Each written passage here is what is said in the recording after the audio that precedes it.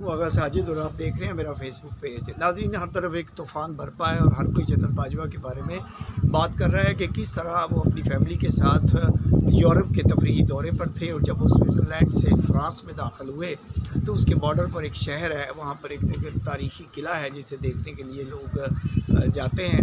تو جنرل باجوہ بھی اپنی فیملی کے ساتھ وہاں پہ پہنچے اور شہر کی سیر کرتے کرتے وہ ایک بلڈنگ کی سیڑھیوں پر بیٹھے ہوئے تھے کہ وہاں پہ ایک افغانی آیا، اس نے ان کے ساتھ بڑی بدتمیزی کی، گالیاں بھی دی اور پشتو زبان میں پاکستان اور پاکستانیوں کے بارے میں، جنرل باجوہ کے بارے میں بڑی نازیبا گفتگو کی۔ ناظرین، اس میں کوئی شک نہیں ہے کہ یہ انتہائی قابل مذمت حرکت ہے کہ دنیا کی 7ویں بڑی ایٹمی طاقت کا جو چیف آف آرمی اسٹاف ہے، جو 2 دفعہ چیف آف آرمی اسٹاف رہا، اس کے ساتھ اس طرح کا رویہ، اس طرح کی نازیبا گفتگو، اور پھر پاکستانیوں کے بارے میں ایسی نازیبا گفتگو کہیں کسی طور پر بھی قابل ستائش نہیں ہے۔ جو لوگ اس کے اوپر بینڈ بجا رہے ہیں وہ انتہائی غلط کر رہے ہیں، اور یہ انتہائی قابل مذمت بات ہے۔ اسٹیبلشمنٹ کو اور حکومت کو اس ایشو کو ضرور اٹھانا چاہیے، لیکن بات یہی ختم نہیں ہو جاتی۔ بات یہ ہے کہ آخر اس افغانی کو پاکستانیوں کے ساتھ کیا مسئلہ ہے، پاکستانیوں نے اسے افغانستان کو یا افغانیوں کو کیا پاکستان میں ان کے لیے تکالیف پیدا کی ہیں۔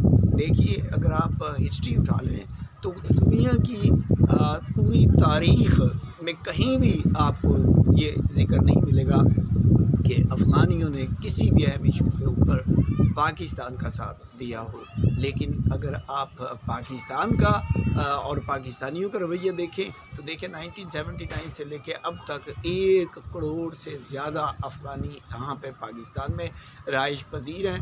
آپ لیبر دیکھ لیجئے، آپ کنسٹرکشن دیکھ لیجئے، آپ ٹرانسپورٹ دیکھ لیجئے، آپ ہوٹل انڈسٹری دیکھ لیجئے، آپ بزنس دیکھ لیجئے، ساری اسمگلنگ جو ہے وہ دیکھ لیجئے۔ پورے پاکستان میں جو ہے ایک جال بچھا ہوا ہے، اور یہ لوگ اس سارے کاروبار پہ اور ان سارے شعبوں کے اوپر چھائے ہوئے ہیں۔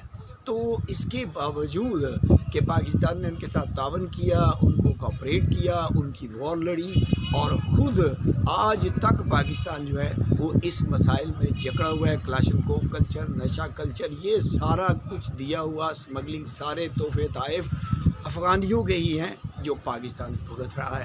لیکن اس کے بدلے میں اس کے باوجود پاکستان میں ایک طاقتور ونگ موجود ہے جو کہ افغانستان کے لوگوں کے بارے میں نرم گوشہ رکھتا ہے۔ ابھی جیسے آپ کو پتہ ہے، خان صاحب بھی 40,000 طالبان کو کے میں لا کے بسانا چاہتے تھے، تو اسی طرح کے ونگ ہیں جو پاکستان میں موجود ہیں جو ان کے ساتھ تعاون کرتے ہیں۔ تو میرا یہ کہنا تھا دوستوں سے کہ اس ایشو کو جو ہے وہ ضرور اٹھایا جائے، اور اسٹیبلشمنٹ جو ہے وہ اس کے بارے میں کوئی بھی جیسا بھی قدم اٹھائے وہ انتہائی قابل تحسین ہوگا۔